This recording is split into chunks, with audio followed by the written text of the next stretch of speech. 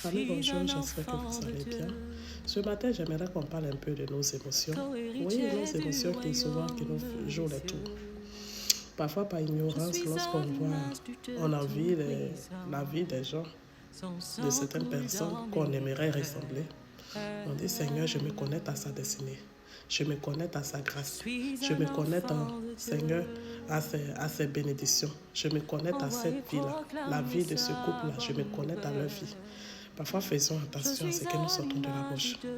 Parce que vous voyez, de la même manière que on ne peut pas manger une nourriture sans qu'elle ne soit passée au feu. C'est de la même manière aussi que ces personnes, ils ont eu leur moment de châtiment, leur moment de faiblesse, leur moment de traversée, leur moment d'épreuve. En fait, faisons attention à lorsqu'on dit qu'on se connecte à leur destinée. Parce que parfois, là, ce qui fait que parfois, certains enfants de Dieu se retrouvent dans certaines épreuves qui n'étaient pas destinées à leur vie. La parole de Dieu dit que Dieu donne à chacun des épreuves différentes. Et lui-même, Dieu, il nous donne la force de surmonter ces épreuves-là. Il y a des épreuves là. Moi, mon épreuve ne peut pas être pareille que le tien. Peut-être que ce que moi je peux supporter, toi tu peux ne pas supporter. Peut-être que ce que toi tu peux supporter, moi je peux ne pas supporter.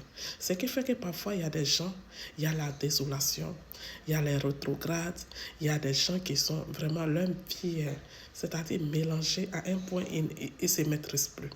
Il y a souvent même certains même qui se suicident.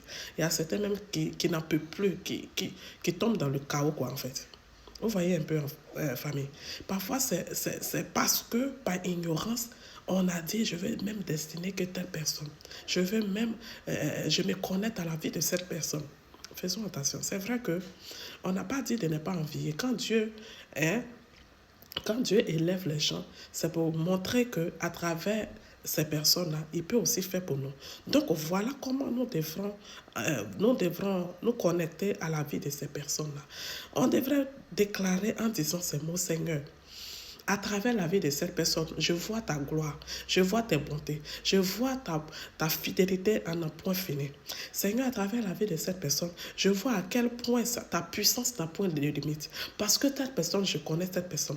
Ou bien même si je ne connais pas telle personne, mais pour que cette personne arrive à un point, pour que les gens l'envient, c'est parce que toi qui étais derrière. Seigneur, je prie. Et que cette personne, sa vie de gloire, sa vie d'élévation, sa vie de bonheur qu'il est en train de vivre maintenant, je prie qu'à travers ça, que toi aussi, Seigneur, tu te manifestes dans ma vie et que tes plans se manifestent dans ma vie, tes projets se réalisent dans ma vie et que, Seigneur, je peux sortir moi aussi de ce genre de vie d'amertume et que moi aussi, je peux vivre le restant de ma vie en proclamant ta fidélité, en proclamant ta grandeur, en t'adorant parce que tu auras fait de grandes choses pour moi. Voilà comment on devrait prier. Voilà comment on devrait manifester la gloire que Dieu manifeste à travers la vie de certains. Parce que lorsque nous disons, je me connecte à sa destinée, je me connecte à sa vie, je me connecte à ses grâces, sans rien dire en retour, bien aimé, laissez-moi vous dire que on prend tout avec. On prend tout avec, c'est-à-dire leurs fardeaux, leurs difficultés, leurs soucis, leurs peines. Ce qui fait que parfois, on se retrouve dans les vies vraiment destinées, dans les épreuves qui ne nous est pas destinées. Mais on se retrouve dedans, on se pose la question, comment j'ai fait pour arriver là? Je prie pour toi qui vis dans ce genre de cas.